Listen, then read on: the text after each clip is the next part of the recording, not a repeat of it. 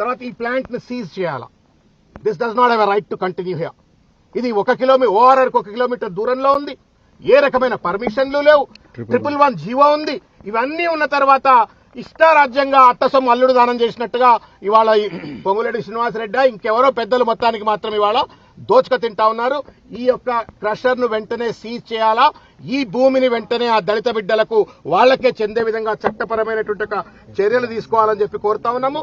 అదేవిధంగా దాదాపు 150 నుండి 200 కోట్ల రూపాయల ఫైన్ ఇప్పటి వరకే వీళ్ళు క్రష్ చేసినటువంటి ఒక మెటల్ ద్వారా ఫైన్ ద్వారా కూడా తీసుకోవాల్సిన అవసరం ఉంది అని చెప్పని మాకు ఉన్నటువంటి ఒక స్థూలమైన లెక్కలు చెప్తా ఉన్నాయి. కాబట్టి ఆ ఫైన్ అమౌంట్ కూడా ఈ సంబంధిత ఆపరేటర్ల పైన వెంటనే లేవీ చేయాలని చెప్పని కోరుతూ, ఎవరైతే ఏ మాత్రం కూడా పర్మిషన్ లేకుండా అక్రమంగా ఈ రకమైనటువంటి ఒక కేజీఎఫ్ లాంటి మైనింగ్ ను చేస్తా ఉన్నారో వాళ్లపైన క్రిమినల్ చర్యలు, అది మంత్రి అయినా కంత్రి అయినా ఇంకెవరైనా సరే మొత్తం మీద వాళ్ళందరిపైన కూడా తప్పనిసరిగా చర్యలు తీసుకోవాలని చెప్పని కోరుకుంటా ఉన్నాం.